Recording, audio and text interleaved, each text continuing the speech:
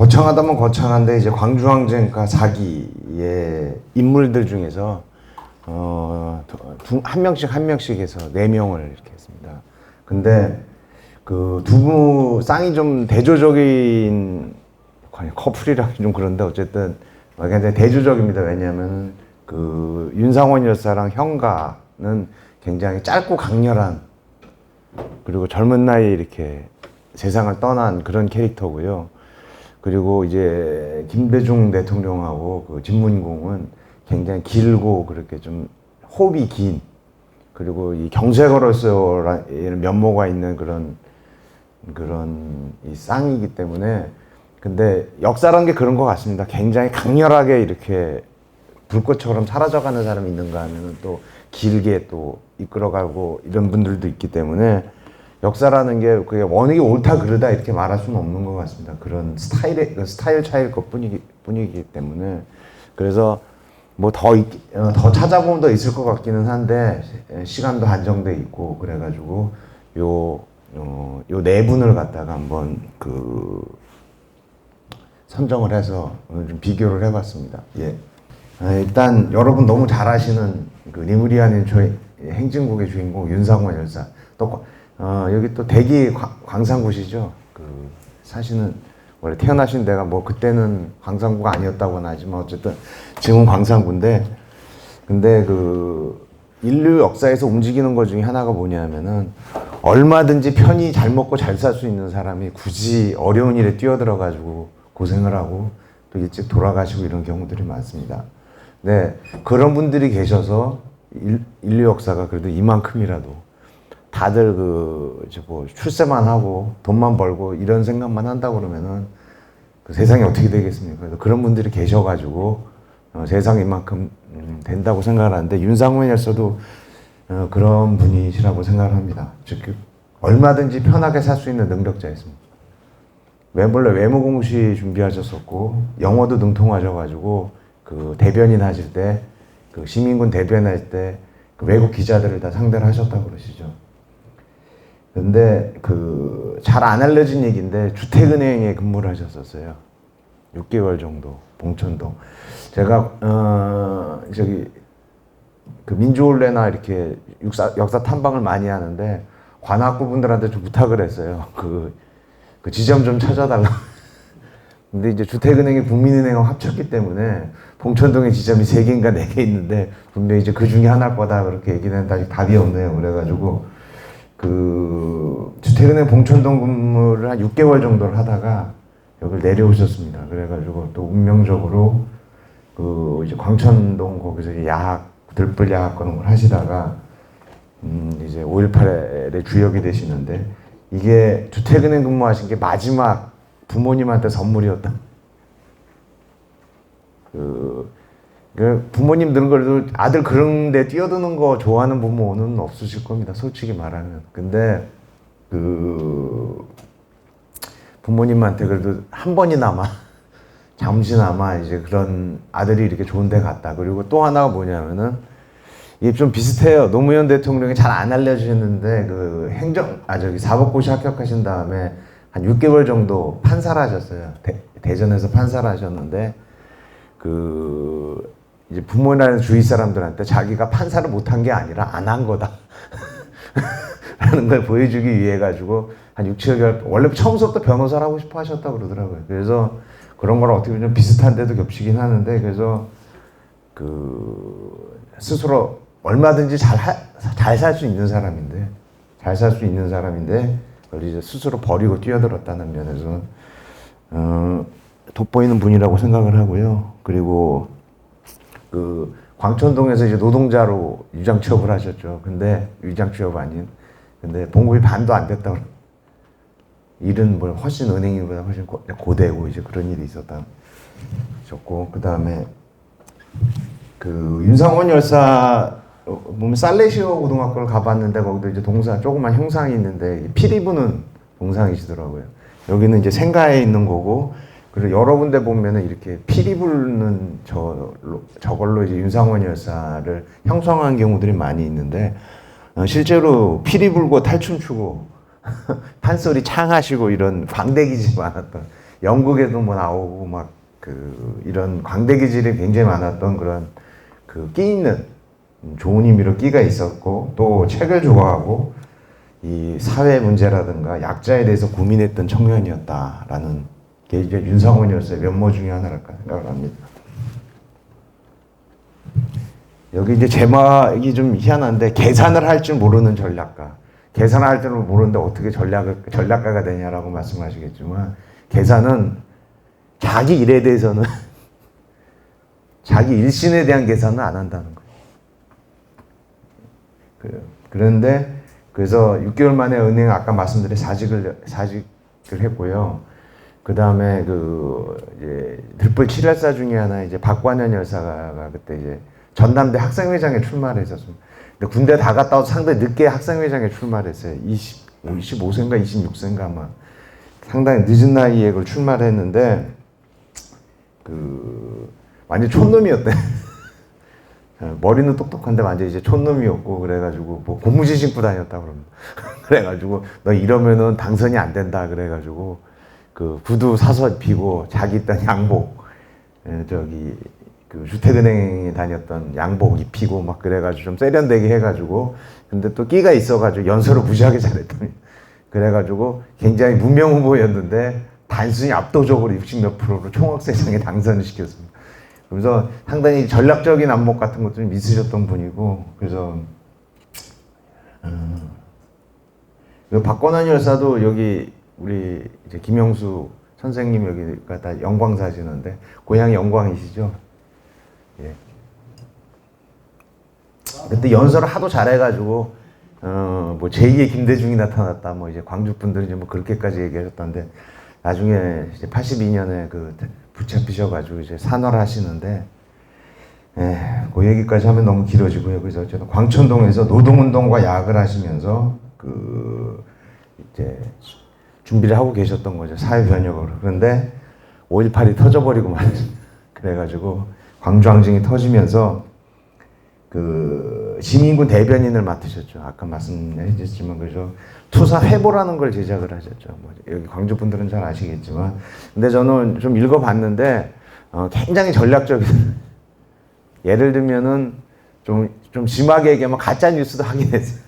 그게 뭐였냐면은 하나 예를 들어드리면은 그때 미국 항공모함이 우리나라 근해까지 와 있었습니다. 근데 광주랑은 아무 상관이 없었죠. 사실은 북한이 혹시 무슨 걸 할까봐 이제 미국은 항공모함을 보냈는데 그거를 갖다가 미국이 광주를 도와주러 올지도 모른다. 이런 식으로 이제 이 시민들을 좀 이렇게 격려를 하려고 이렇게 했는데 그런 거랑 좀 비슷해요. 뭐냐면은 3.1 혁명 때 지하신문이 있었습니다. 독립신문이라고 좀 다른 의미의 지하신문이 있었는데 그것도 좀 저기가 많았어요.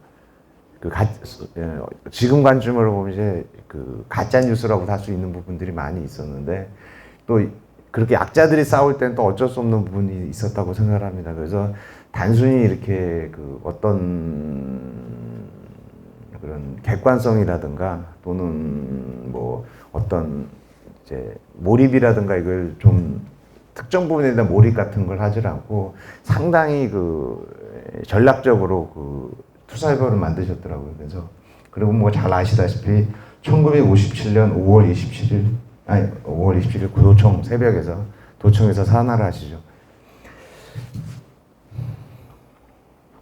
근데 이 말이 참 멋있습니다. 이제 여러분은 집으로 돌아가십시오. 여기 이제 도청의 끝까지 남은 학생들이 있었거든요. 고등학생들. 그래서 고등학생들한테 한 말인데 가서 여러분이 겪은 일을 사람에게 전하십시오. 여러분은 이 모든 과정을 지켜보았습니다. 우리들의 항쟁을 잊지 말고 후세에도 이어나시길 바랍니다. 오늘 우리는 패배할 것입니다. 그러나 내일은 역사는 우리를 승리자로 만들 것입니다. 이게 저는 사마천 정신이라고 생각합니다. 사마천은 인생의 패배자였거든요. 거시기를 잘리고 선비로서는 도저히 할 수 없는 걸 당하고 근데 결국 사기를 써가지고 인생이 아니라 역사의 승리자가 됐죠. 그래서 저는 이 말이 그리고 거기서 자기가 죽어야 된다는 걸 알은 거죠. 거기서 죽지 않으면 자기 당쟁이 무슨 의미가 있겠? 도청을 누가 지키다 누군가 죽어야죠. 그러니까 이제 그런 모든 걸 전략적으로 생각을 했던 거예요. 자기 죽음조차도 아마 전략적으로 생각을 했었을 거예요. 표현이 좀 이상하긴 합니다만 어쨌든 그러면서 여기가 이제 가장 사기랑 연결되는 부분이 아닐까라는 생각을 많이 합니다. 그리고 이제 너무 잘하는 이제 니무르행리안 행진곡인데 이거는 뭐 노래를 굳이 뭐 하시거나 이럴 필요는 없고 너무 잘 알려진 노래이기 때문에 광주에서는 더더구나 그러기 때문에 그럴 필요는 없는데 이 노래가 참 아이러니한 게 뭐냐면 작사가 바로 1979년 11월 YWC의 위장 결혼식 사건이 있었습니다. 그러니까 11월이면은 이제 12.6이 터진 지 한 달이 안 되는 시점이었고 한 달 정도 된 시점인데 계엄령이 풀릴 생각을 안 하는 거예요. 그런데 이제 집회 같은 건 불가능하고 이러기 때문에 명동 YWC에서 이제 민주화 인사들이 모여가지고 이걸 위장 결혼식을 가짜로 해가지고 사람이 모여서 거기서 이제 지휘를 했습니다. 근데 거기서 이제 끌려가신 분이 누구냐면은 백기환 선생님. 근데 끌려가신 분 중에 백기환 선생님이 제일 심하게 고문을 당하셨어요. 백기환 선생님이 이제 굉장히 기골이 장대하신 분인데 체중이 뭐 40kg대가 될 정도로 이렇게 체중이 빠졌다는데 그때 작곡을 한 게 이제 맷비날이라는 시를 갖다가 머릿속으로 생각을 하셔가지고 대단하신 것 같아요. 고문당하면서 시를 쓸 생각을 하시다 그러는데 그때 일부가 니무리안 행진곡 시가 되죠. 그리고 너무 잘 아시다시피 1982년 박기순 열사와의 위장 결혼식 때, 영혼 결혼식 때 영혼 결혼식 때 이 노래가 만들어지죠. 참 희한한 것 같아요. 위장 결혼식 때 작사가 되고 영혼 결혼식 때 작곡이 돼서 발표가 됐다. 세상에 이런 기막힌 자연을 가진 노래가 있을까? 전 세계 아마 5,000년 뛰어와도 물론 뭐 다 찾아보면 뭐 있을 수도 있긴 하기도 할 것 같지만 어쨌든 굉장히 드문 일만은 틀림없을 것 같습니다. 근데 그 다음 등장할 인물은 이제 아마 자객열전의 주인공이라고 할 수 있는 형가입니다. 형가. 저는 옛날 자객열전을 처음 읽었을 때 숨쉬기도 힘들었어요. 진짜 그게 너무 장렬하고 막 거기 나온 인물들이 너무 이제 격렬해가지고 정말 숨쉬기도 힘들 정도였는데 우선 형가랑 윤상열 씨가 비슷한 점이 많습니다. 우선 첫 번째로는 아까 똑같은 공통점 얼마든지 편히 살 수 있는 능력자였어요. 친구였던 고점리라고 아마 아시는 분들 계실 텐데 축의 명인이었죠. 나중에 이제 진시황한테 눈을 이렇게 장님이 돼서 옆에 이제 연주를 하게 될 정도지만 어쨌든 그렇게 진시황이 데리고 가서 할 정도의 연주라면은 정말 어마어마한 실력을 가진 연주자였을 겁니다. 이제 그 사람과 같이 지내고 그 사람이 형가를 위해서 복수를 나중에 해줄 정도의 친구였다 그러면은 이거 하나만으로도 굉장한 능력. 아마 둘이서 붙어서 노래만 부르고 요로해도 아마 복부사한테 별 지장 없었을 겁니다. 그리고 중간에 이 암살을 의뢰한 연나라 태자랑 연결을 역할을 한 전광이라는 분도 아마 보통 분은 아니었을 거예요. 아마 세속적으로도 아마 꽤 거의 나오지는 않습니다만 사기에 나오지는 않습니다만은 아마 돈 많이 있고 좀 물질적으로도 그렇게 능력이 떨어지는 분은 아니었을 겁니다. 근데 이런 비범한 지인들이 있었어요. 그리고 이 무술뿐만 아니라 뭐 음악도 뛰어났고 아마 그리고 이 뒤에 보시기에 나오지만 이런 계책을 꾸미고 이렇게 계획을 꾸미는 게 정말 보통 사람이에요. 그러면은 뭘 해도 성공했을 남자죠. 근데 이런 분들이 보통 아까 윤상호 회사처럼 그런 세속적인 돈이라든가 권력이라든가 이게 아니라 뭔가 거는 거. 그런 분들이 이제 세상을 움직인다고 생각합니다. 여기 보면은 이제 역시 끼가 많은 청년이었어요. 이 형가도 물론 나이가 나오지는 않습니다. 그 사기에 이 형가의 나이가 나오지는 않는데 모든 면으로 봐도 그렇게 뭐 중년이었다 보기는 힘들겠죠. 중년이야 보기 힘들고 음악과 술 그리고 노래 그 최대 좋아했던 청년이었습니다. 굉장히 그 윤상원 여사랑 비슷한 기질을 가졌던 그런 사람으로 보여지고요. 그리고 연나라 태자 단의 제의를 흔쾌히 받아들이고 암살 계획을 계속 다듬습니다. 우선 그 가장 좋은 비수를 구하고 거기다 이제 독을 바치고 근데 가장 압도적인 게 뭐였냐면은 그 연나라 태자한테 그러죠. 필요한 게 자기가 사신으로서 그 당시에 아직 진시황이 될 때는 아니었습니다. 근데 편의상 이제 진시황이라고 하겠습니다. 그죠? 아직 진나라 왕이었지만 진시황한테 접근을 할 때 그 연나라의 가장 중요한 땅의 그 지도 그리고 진시황한테 이제 진시황을 떠났던 그 번억이라는 장군이 망명을 하고 있었어요. 연나라에. 그 사람의 목이 필요한. 그리고 같이 일해줄 동료가 필요하다라고 그렇게 얘기를 합니다. 정말 치밀하죠. 그래서 근데 그 연나라 태자가 지도랑 뭐 단도나 이런 건 다 준비해 줄 수 있는데 번억이 장군의 목을 어떻게 달라고 그러냐. 자기 피해서 자기 보호해 달라고 이렇게 왔는데 그런데 그렇습니까? 하면서 번억이 장군을 찾아가죠. 그러니까 당신의 목이 필요하고 진시황의 목을 따기 위해서는 그러니까 서슴없이 그 자리에서 내줍니다. 자기 번억이 장군이 그래서 목을 구하고 다 준비를 했는데 마지막으로 준비가 안 된 게 이제 같이 갈 동료였죠. 근데 그 사기에서 나오지 않습니다. 그걸 계속 기다리는데 결국은 이제 시간에 쫓겨가지고 연나라 태자가 계속 시간 쫓기니까 결국은 그 연나라 태자가 그 추천한 진무양이라는 사람을 이 조수로 해가지고 그걸 떠납니다. 다시 돌아오지 못할 길이죠, 당연히.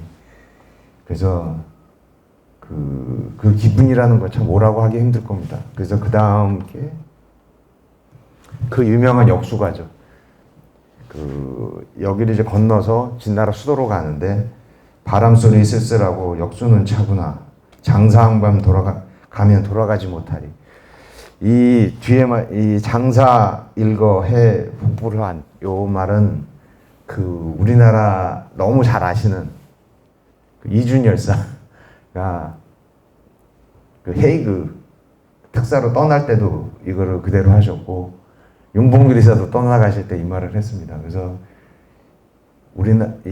그러니까 단순히 이제 중국 그걸 떠나가지고 동아시아의 모든 그런 열사들이라든가 뜻을 품은 사람들이 뭘 하려고 딱 떠날 때는 이 형가의 이 역수를 갖다가 떠오르지 않을 수가 없는 그런 무려 2000 몇 년이 지나도 그 생명력을 가진 정말 정말 처절한 노래죠.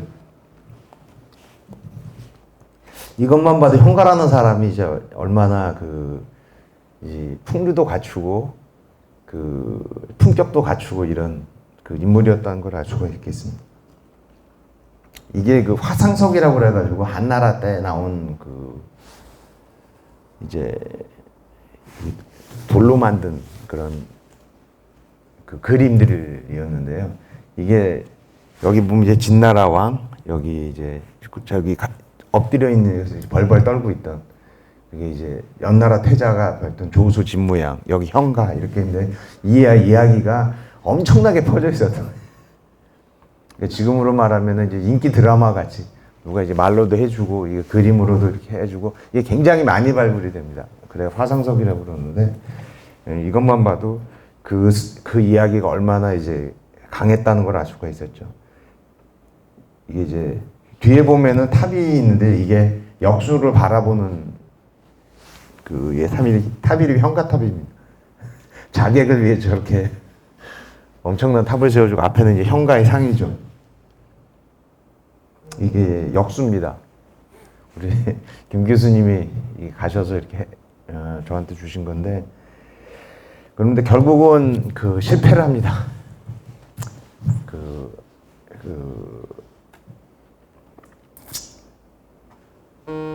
아마 좀 더 훌륭한 조수가 있었다고 그러면 아마 성공했을 수도 있었겠죠. 그리고 아마 뭐 여러 가지 썰이 있는데 꼭 이제 진시황을 죽이려고 그랬던 게 아니라 옆에 이제 칼을 이렇게 대면서 협박을 할 이런 그런 맹세가 철수하겠다 이런 맹세를 받는다는 거나 뭐 이렇게라던 썰도 있기는 한데 어쨌든 실패를 하고 그 자리에서 이제 완전히 뭐 너무 비참하게 죽죠. 당연히 뭐 시신 같은 건 남겼을 리도 없었을 겁니다. 그래서 완전히 사라졌고, 근데 이 형가에 그 역수가 많은 수많은 동아시아 열렬남들한테는 정말 잊을 수가 없는 노래가 돼버린 거. 그러면 이 두 분의 공통점을 보면 아까 말씀드린 대로 편히 살 수 있는 능력자였다. 그런데 자기작에 대해서는 계산을 할 줄 모르고, 근데 일에 대해서는 철저하게 하려고 했던 전략가였다. 그리고 길이 남을 노래, 니무리안 행진곡과 역수가가 있다. 저는 그게 니무리안 행진곡 보면은 이게 참 놀랍다고 생각하는 게 뭐냐면 아시아에 엄청 많이 퍼졌죠 지금. 뭐 중국어, 뭐 버마어, 뭐 전 아시아에 엄청나게 퍼졌는데 사실 동아시아의 사회운동이라든가 이런 거는 다 시작은 일본이었어요.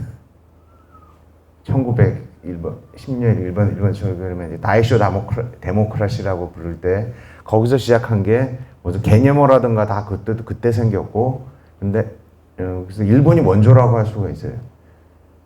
근데 일본에서는 그렇게 그 사회운동이 먼저 시작된 나라임에도 단 한 노래도 아시아에 퍼지질 않아요. 심지어 일본 내에서도 그렇게 니무리안 행진곡의 이상을 같은 노래를 가진 노래가 없어요. 근데 그 니무리안 행진곡은 우리나라는 물론이고 이제 아시아 전체까지 퍼져가지고 이런 위상을 가지게 됐다는 거는 그 광주항쟁의 그 처절함과 그리고 그 스토리, 그리고 윤상원 열사의 장렬함, 이런 게 모든 게 뒤섞이면서 그런 위상을 가지게 하는가 생각을 합니다. 아까 그 역수가도 마찬가지고. 둘도 가사도 비슷한 점이 많아요. 바람 쓸쓸하고 역수의 물은 차구나. 이게 산천은 한다. 똑같은 말이죠, 결국. 이 공간은 그래도 알 것이다. 그리고 또 하나는 장사 한번 가면 돌아가지 못하리. 앞서서 나가니. 결국 같은 말이라고 생각을 합니다. 그리고 이제 공통점이 또 있다 그러면은 죽을 때를 아는 인물. 내가 여기서 죽어야 된다. 라는 걸 이제 정확히 아는 예술가 기질이 굉장히 강했다. 그리고 이제 절대적 열쇠 속에서 지는 편을 택하는 거죠. 그리고 젊은 나이에 장렬한 추호를 마쳤다. 저는 그 역사 공부를 많이 했다고 생각하는데 누가 이런 얘기들 선지들 정말 많이 할 겁니다. 그 역사는 승자의 기록이다. 근데 저는 그 반밖에는 맞는 말이 아니라고 생각합니다. 역사는 기록하는 사람이 승리. 그것도 얼마나 멋있게 잘 쓰느냐. 아마 조금 다른 얘기겠지만, 그러니까 여기 형가나 이 노래 남겼고 그 스토리를 남겨서 자기가 쓴 건 아니지만 사마천이 썼고, 그 윤상원이었어도 그 밑에 내보냈던 이 동료들이 그걸 계속 기록을 하고 그를 계속 이렇게 학대 재생산을 했기 때문에 남은 거고요. 삼국지 여러분 잘 아시는 삼국지 있잖아요. 제갈공명하고 사마이가 이제 마지막 그 싸움들을 벌리는데 승자는 누가 봐도 사마이입니다. 근데 제갈공명이 훨씬 유명하죠. 사람들이 훨씬 더 좋아하고. 왜 그럴까요? 뭐 여러 가지 이유가 있겠죠. 하지만 가장 큰 건 뭐냐면 출사표가 써기 때문에. 제갈공명 그 멋있는 출사표를 남겼기 때문에 아까 역수가처럼 2000년 동안 수많은 동아시아 남자들의 그 가슴을 울리고 있지 않습니까? 그러니까 그래서 요분들은 어쨌든 패자였지만, 현실에서는 패자였지만 역사에서는 승자가 됐다, 이렇게 볼 수 있겠습니다.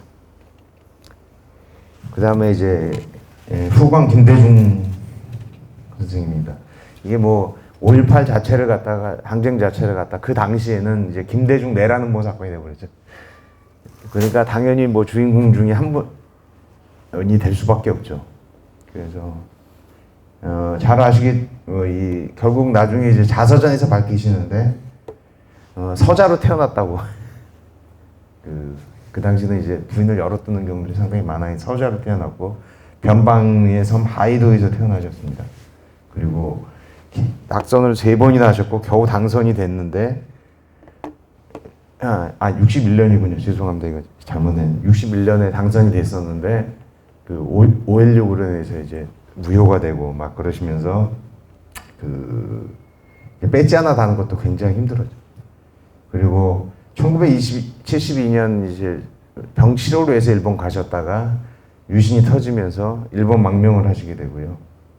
그다음에 납치 사건이 벌어지고 그다음에 5년 넘게 유신 정권에서 가택연금을 당하셨다가 잠시 이제 11.25 이후에 그 좀 자유생활 좀 하시는 듯 했는데 결국은 이제 전두환 일당 때문에 또 투옥 당하시고 또 미국 망명하고 약 13년 동안 이런 진짜 형극의 고초의 길을 겪습니다. 근데 약간 저는 이제 개인적으로 유감스러운 일이 하나 있었는데 뭐였냐면은 제가 도쿄로 갔었을 때 김대중 대통령이 납치당 호텔하고 아파트를 좀 찾아보고 싶어요. 근데 아파트는 좀 쉽게 호텔은 쉽게 찾았습니다. 그런데 아파트는 알 수가 없었어요. 이케부쿠로라는 곳에 있다는 것만 잘 몰랐는데 그때 이제 아태재단에서 그때 이제 한승원 변호사님이나 박형규 목사님이 살아계실 때였는데 그분 제야 원로들 모시고서 일본에 있는 그런 김대중 대통령 유적들을 이렇게 갔다 왔다는 그 기사를 봤어요. 근데 좀 가르쳐 달라고 그랬는데 전혀 관리를 안 했죠. 그때 이제 사무총장이 이제 배지 하셨던 최경환 씨인데 최경환 씨였는데 그래서 많이 싸웠어요. 내가 내가 뭐 주소만 가르치면 내가 알아서 찾아가겠다고 그러는데 뭐 차비를 달라고 그러냐 뭐랬냐 그러는데 그런 게 참 관리가 안 되더라고요. 그래서 좀 서글펐던 기억이 있습니다. 그래서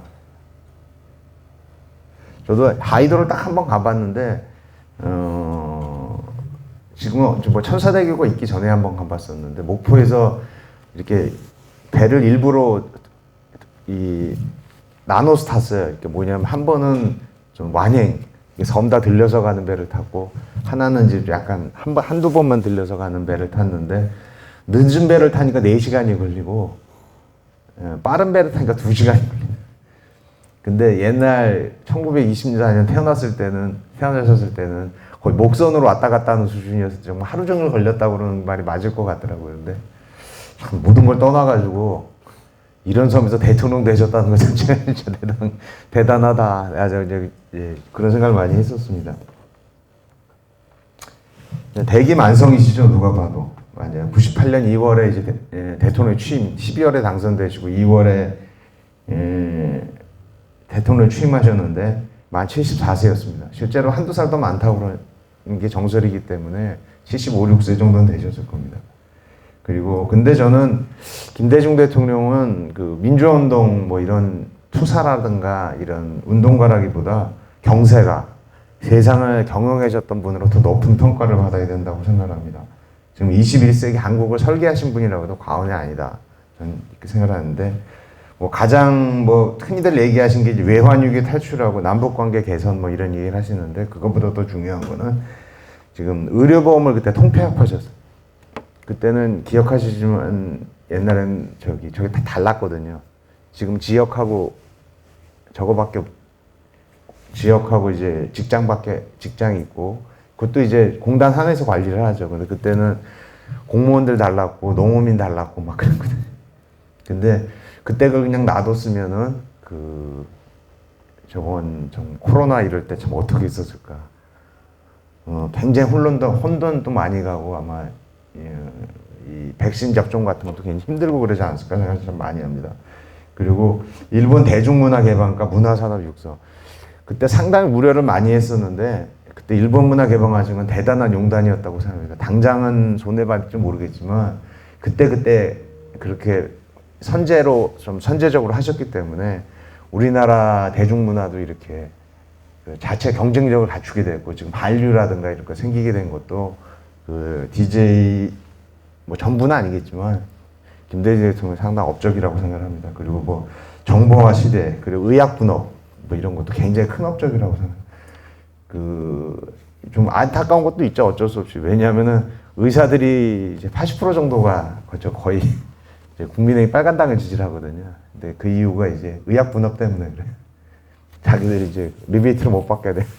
뭐 이런 것들이 좀 까놓고 얘기를 하면 그런 게 있기 때문에 그래서 이런 업적들을 참 많이 남기셨습니다. 그리고 동교동이라고 불리우는 이제 가신단들도 우리나라 이제 상도동, 동도교동 이렇게 얘기를 하는데 이런 게 이제 김대중 대통령의 주로 특징이라든가 뭐 이런 걸 말할 수가 있겠습니다.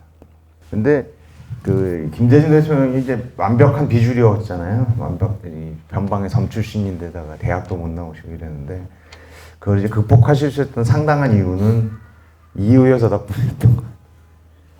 이효 여사는 이제 YWC 사무총장도 하시고 그 당시 뭐 미국 유학도 갔다 오고 이제 그리고 서울 출신이시고 서울도 종로 한복판이고 해서 부인 덕을 좀 많이 보셨다 이렇게 얘기할 수가 있겠습니다. 근데 그거에 비해서 노무현 대통령은 그 부인 덕을 너무 못 보셨. 솔직히 말씀을 드리면, 예. 그래서 그런 부분들이 좀 있는데 어쨌든 그 다음에 이제 진문공에 대해서 말씀을 드리겠습니다. 진문공은 전혀 대조적으로 아주 금수저 출신이었습니다. 진나라 헌공의 둘째 아들. 이 진나라는 이제 저 진나라가 아닙니다. 그 진시황의 진나라가 아니고 지금 산서성을 얘기를 하는 진나라입니다. 그래서 근데 이 진나라는 둘째 아들로 태어났는데 애처 여희의 농간으로 이제 중국에서 그 드라마가 나온 적이 있어요. 그 여희 역을 누가 맡았냐면 한채영 씨가 맡았어. 네, 한채영 씨가 맡은 적이 있었어요. 그래서 무려 이제 망명을 하는데 무려 19년을 망명을 생활합니다. 근데 이때 참 재밌었던 게 뭐냐면은 뭐 전부 19년 내내 그랬던 건 아니지만 무려 이제 춘추 5패 선두였던 제나라 환공 그때 이제 제나라 환공은 좀 이제 나이가 좀 있을 때였고 많이 말년 때였고 그리고 뭐 초나라 정왕 진나라 목공 등 아주 쟁쟁한 인물들한테 인정을 받습니다. 이 사람은 당장 망명객이지만 언젠가는 큰일을 할 거다. 이런 인정을 받고 그 대접도 잘 받습니다. 어쨌든 예, 뭐 다 19년 내내 그랬다는 건 아니지만 이제 대접도 잘 받고 그랬었습니다. 그래서 근데 무려 이제 62세가 돼요.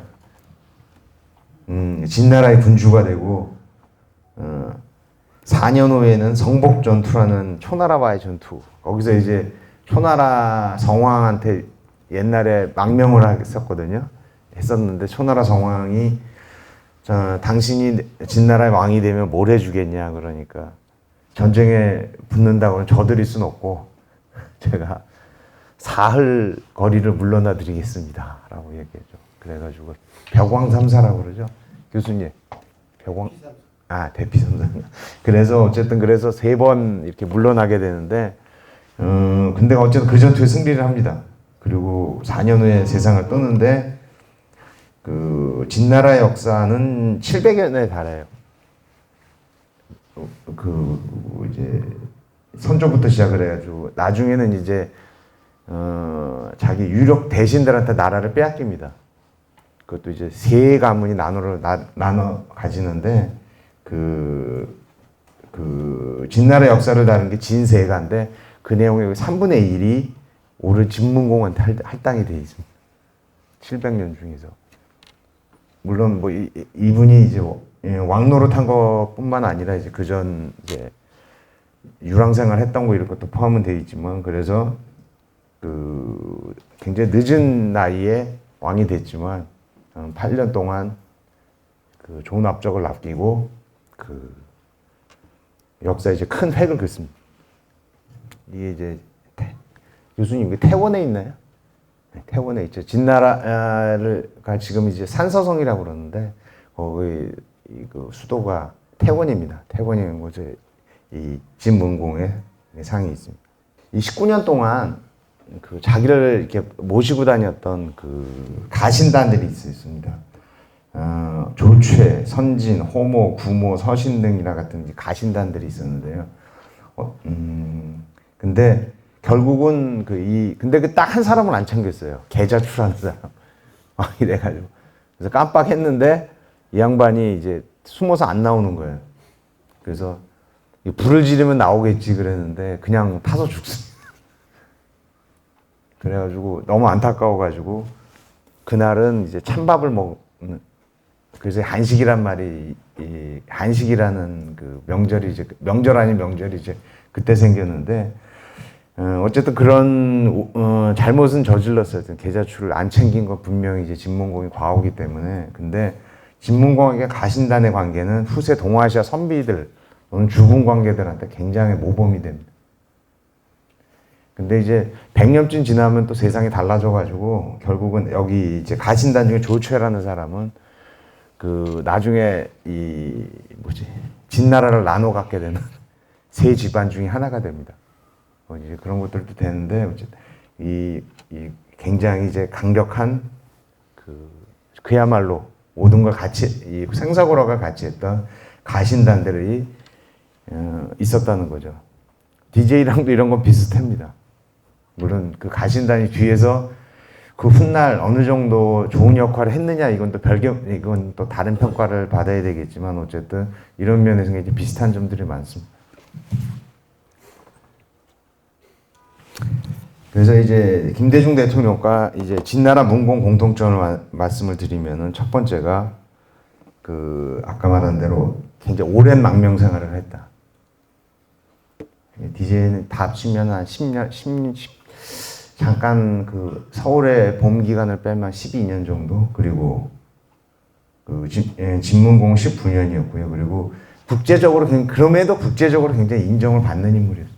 두 분 다. 그 당시 중국이 한 나라라고 볼 수가 없었기 때문에 중국 또 일종의 하나의 세계로 봐야 되는 국제적인 인정을 받았던 인물이고요. 그래서 아까 뭐 진문공은 이제 초나라 성왕이나 제나라 황공, 뭐 진나라 목공 아주 그야말로 쟁쟁한 군주들한테 인정을 받았었고, 그 김대중 대통령 같은 경우에는 잘 아다시피 이제 만델라보다 교분이 있으셨고 실제로 저기 책을 번역하기도 했죠. 만델라 대통령 되시기 전에는 그 만델라 자서전을 번역하기도 하고 만델라한테 선물도 받고 자기가 감옥에서 쓰던 시계를 선물로 주셨어요. 근데 DJ는 그러니까 자기가 쓰던 가방, 오래된 가방을 선물로 주고 그랬는데, 그리고 뭐 케네디 가문이라든가 뭐 아키노 가문이라든가 필리핀의 이런 세계에서도 아주 알아주는 그런 그 정치 명문가들 이런 집안한테 인정을 받았던 인물이었습니다. 그리고 가장 큰 공통점은 역시 늦은 나이에 정상에 올랐다. 늦은 나이에 그렇게. 그 당시 진문공 62세면은 지금 한 80 정도 잡아야 될 거. 그 2500년 전 얘기이기 때문에 그 DJ도 아무리 현대라지만 70대 중반에 이렇게 대통령에서 이런 업적을 남기는 게 쉬운 일이 아닙니다. 그리고 또 뭐냐면 탁월한 업적뿐만 아니라 정치보복을 하질 않았어요. 진문공도 그 19년 자기를 쫓아낸 세력들 있잖아요. 그 전임 왕들이 있었고 다 있었는데 다 받아들여서 잘 썼습니다. 다만 근데 그 자기를 박대했던 나라들은 가만두잖아요. 내부는 몰라도 외부에서는 좀 이렇게 우리 김 교수님 말씀하신 뒤끝을 좀 보여준 게 있습니다. 그리고 김대중 대통령도 정치 보복을 하질 않았죠. 그때 김영삼이나 이제 지금 시절을 비교를 해보면은 참 대조적이라고 이렇게 할 수 있겠습니다. 정치 보복을 하지 않아서. 근데 이제 김영삼 대통령도 뭐 그런 얘기했다고 그러더라고요. 자기가 3명을 절대로 용서 못한다고. 박철원, 정주영, 또 하나가 누구였더라? 박태준이었나? 그래서 3명은 내가 절대로 용서 못한다고 막 그랬는데 차라리 DJ는 용서해도 셋은 안 된다고 막 이제. 그래서 실제로 셋이 많이 고생도 했는데 어쨌든 그런 정치 보복을 하지 않았습니다. 그리고 이제 사기의 최고 복수의 화신은 누가 말해도 오자석에 진짜 오자서 열전도 읽어보면 거의 뭐 숨쉬기가 힘들 정도인데, 근데 오자서 이런 인물들하고는 아주 대조적이었습니다. 그리고 이제 오랫동안 생사고락을 같이 한 가신달들이 있었습니다. 이런 것도 이제 공통점이라고 할 수 있고요. 그런데 아마 진문공이 그러하듯이 김대중 대통령도 이제 시대가 지나갈수록 더 높은 평가를 받지 않을까, 저는 그렇게 생각합니다. 그 민주화운동가라가 아니라 경제가로서 그 세상을 경영했던 분으로, 이 우리나라의 21세기를 이끌어 나갔던 분으로서 높은 평가를 받지 않을까 생각합니다. 이런 책들이. 그래서 아까 얘기를 다시 돌리면은 그 역사는 누가 얘기하는데 뭐 찬란한 성광일 수도 있어요. 근데 큰 흐름은 뭐냐면은 그 돌 같은 침묵에 누적이 되면은 그게 그 역사라고들 얘기를 많이 합니다. 그래가지고 이 아까 말한 윤상원과 현가, 그리고 진문공과 김대중, 이 두 분들이 굉장히 대조적이지만 이런 분들도 있고 이런 분들도 있어야만 역사가 돌아갑니다. 여기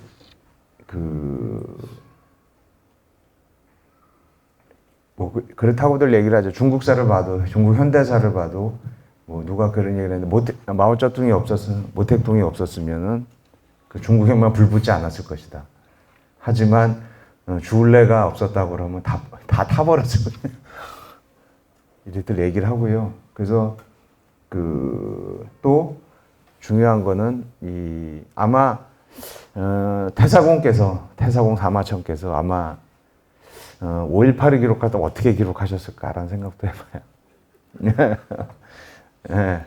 윤상원 열전은 어떻게 썼을까? 김대중 정도는 아마 본기로 썼겠죠.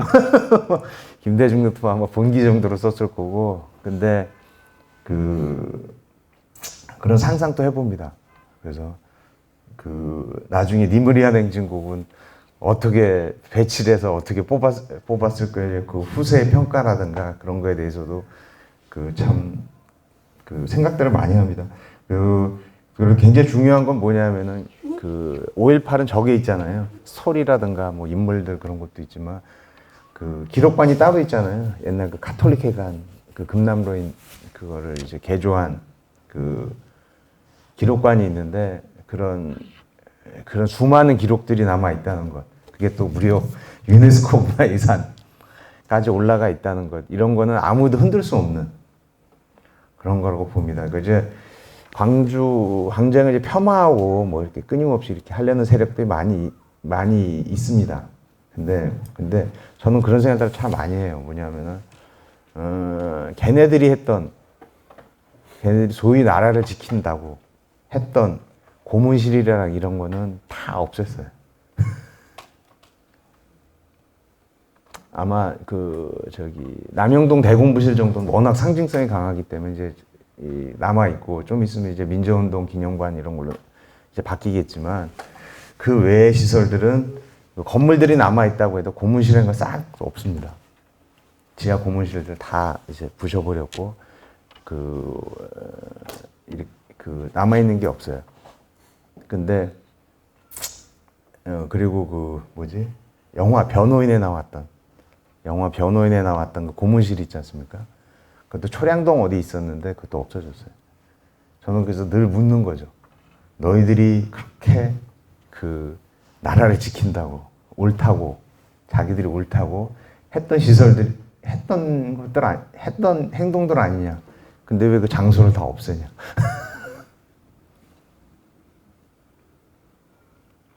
왜냐면 증거인멸이거든. 심지어 뭐냐면은 용산에 전쟁 기념관 있지 않습니까? 전쟁 기념관 가보면 그게 원래 육군 본부였거든요. 계룡대 가기 전에 육군 본부였는데 거기 가면 굉장히 충격적입니다. 뭐가 충격적이냐면은 그 앞에 이제 전쟁 기념관으로 이렇게 큰 비석돌이 있는데 뒤에 이렇게 보면은 대통령 노태우라고 돼 있어요. 노태우라고 돼 있는데, 아니 뭐가 놀랍냐면은 93년 5월인가 6월인가 그래. 그러니까 대통령은 김영삼이었어요. 2월에 퇴임을 했기 때문에. 노태우는 2월에 퇴임을 했기 때문에. 근데 그러니까 미리 다 만들어 놓은 거예요. 미리 다 만들어 놓은 겁니다. 근데 왜 이렇게 걔네들이 이렇게까지 미리 다 했을까? 증거인멸이죠. 자기 12.12 쿠데타 흔적을 지우려고.